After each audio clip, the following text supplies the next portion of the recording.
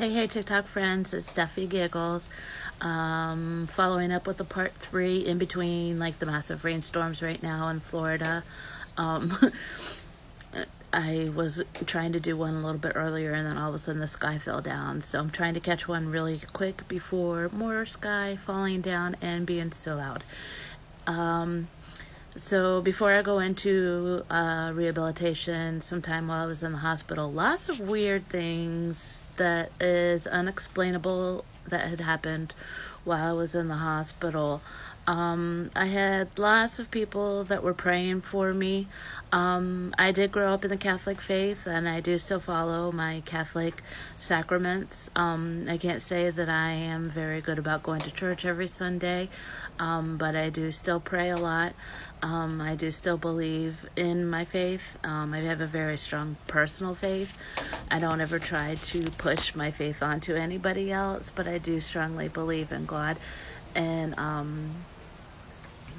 but anyways, there was a lot of people that were praying for me, and while I was in the hospital, while I was still during like a vegetative state.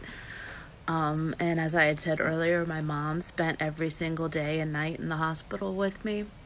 And I still didn't know who I was or who anybody else was. I knew that my mom was my mom because that's what she said she was.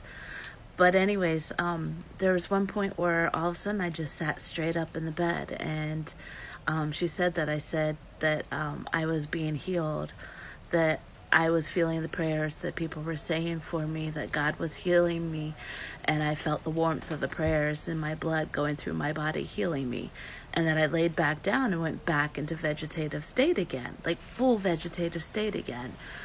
So like when I hear these stories, it's weird, and it's so hard to imagine that this was me that this had happened to, because like it doesn't even feel like this was me. Anyways, so that's one of the stories that had happened to me. So after my time in the hospital, then on to the rehabilitation center. Like I said, I had lived there for 7 months. I lived in several different stages at the rehabilitation. They had different sections throughout the rehabilitation center of full care, half assistance, and then there was another section that had like apartments where you lived in there, and they would come and check on you. And I had a roommate that I had stayed with through the whole time, that we ended up going through the different levels together at the same time, so it was kind of cool. Gosh, it's going to cut out on me again. Okay, so I'm going to go to part 4.